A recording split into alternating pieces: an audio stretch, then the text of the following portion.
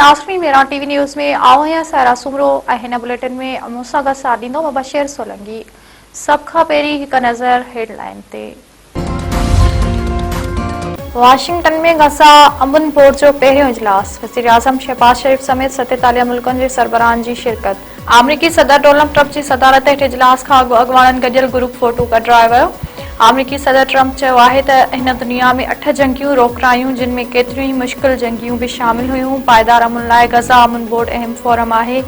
अमन जे क़याम लाइ सभु गॾिजी कम करे रहिया आहियूं। पहिरीं इजलास में शिरकत कंदड़ समूरनि मुल्कनि जो थोराइतो आहियां। कराची जे सोल्जर बाज़ार में रिहायशी इमारत अंदर गैस सिलेंडर धमाको, फोतिन जो अंग 16 थी वियो। फोतिन में 5 ॿार ऐं 3 औरतूं शामिल। 14 खां वधीक माण्हू ज़ख़्मी। 27 वरनि जो कंबर अली, संदसि घरवारी यास्मीन ऐं संदन 2 वरियनि जी धीअ नरगिस हयाती विञाए वेठा। 28 वरनि जो नदीम ऐं संदसि 5 सालनि जो पुट वसीम भी वाक़े में फौत। पीरसन मोहम्मद रियाज़, नौजवान सजाद, बाड़ियूं नाज़िया, बेनज़ीर ऐं सोनी भी फोतिन में शामिल। रेस्क्यू अख़्तियारनि जो चवणु आहे त 3 माड़ इमारत 40 खां 50 गज़ जी एराज़ी ते ठाही वई हुई। धमाके जी शिदत सबबि इमारत अडरही पट पइजी वई। लोह खे कटे मलबे हेठां माण्हुनि खे कढियो वियो। धमाको सहरी वक़्तु गैस सिलेंडर या गैस छिकण वारी मशीन फाटण करे थियो। वॾे वज़ीर सैयद मुराद अली शाह इमारत में धमाके जो नोटिस वरितो। जांच जो हुकुम। सोल्जर बाज़ार वाक़े में क़ीमती इंसानी जानियूं ज़ाया थियण ते ॾुख जो इज़हार। कमिश्नर कराची खे वाक़े जी जांच करे रिपोर्ट पेश करण जी हिदायत।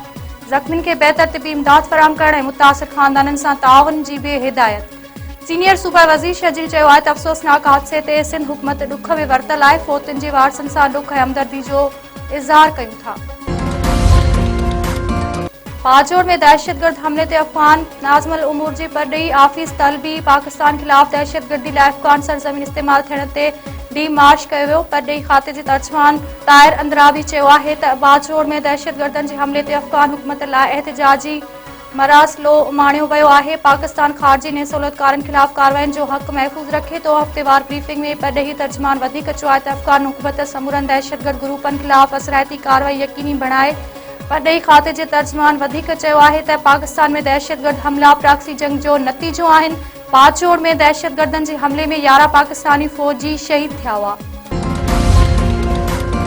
गुल प्लाज़ा साने जी अदालती कमीशन जी सरबराही जस्टिस आगाह फैसल चयो आहे त अॼु ॿीहर वाक़ियो पेश आयो आहे। 16 माण्हू फ़ौत थिया आहिनि।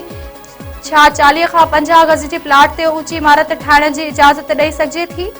सिंध बिल्डिंग कंट्रोल अथॉरिटी चवे थी त जेसि ताईं शिकायत नथी थिए हू कार्रवाई नथा करे सघनि। हिन इमारत बाबति बि कॾहिं के शिकायत न कई हूंदी। गुल प्लाज़ा अदालती कमीशन जे इजलास दौरान जस्टिस आगाह फैसल जा remarks judicial commission Sindh building control authority खां 47 सवालनि जा जवाब तलब करे वरिता। इतलात वारे वफ़ाक़ी वज़ीर वानी पीटीआई सां डील वारनि ख़बरुनि जी तरदीद करे छॾी। अता तारड़ चयो आहे त न का डील थी आहे ऐं न ई का रियायत ॾिनी आहे। कंहिं बि क़िस्म जी रियायत जो तासुर ॾियणु बिल्कुलु ग़लति आहे। पाकिस्तान स्टॉक एक्सचेंज में शदीद ॿारहीं कारोबार जी पुॼाणी ते 100 इंडेक्स में 6682 पॉइंटनि जी लाथ। 100 इंडेक्स 1,72,170 पॉइंटनि ते अची वियो। मीरपुर ख़ासि वेझो बुल में ज़हरीली दवा पीअंदड़ हिकु ॿारड़ीअ दम ॾेई छॾियो। कोठ सूमार शहर में हफ़्तो अॻु 3 ॿारनि ज़हरीली दवा पाणी सम्झी पी छॾी। ॿारनि खे मीरपुर ख़ासि अस्पताल खां हैदराबाद रेफर कयो वियो हो। 4 वरियनि जी इकरा शहर फौज ज़ुलेखा ऐं रुख़साना जी हालत में सुधारो। नवाब अली मोहम्मद में 3 ॼणनि जे कातिलनि जी गिरफ़्तारी लाइ एहतिजाज कंदड़ वारसनि मथां केस दाख़िल। काज़ी अहमद थाणे ते सरकारी फरियाद ते 40 ॼणनि मथां पुलिस मथां पथरा वञिट्रा ऐं रोड बंदि करण जो केस दाख़िल। एफआईआर में केस जी फरियादी बख़्शण बंड, चङे मुड़स अला बख़्श बंड, बहादुर बंड, फिदा हुसैन रोशन ऐं ॿियनि खे नामज़द कयो। 9 सुञातल माण्हुनि बि एफआईआर में शामिल। पुलिस एहतिजाज दौरान गिरफ़्तार कयलनि खे अदालत में पेश करे छॾियो। जेल हवाले।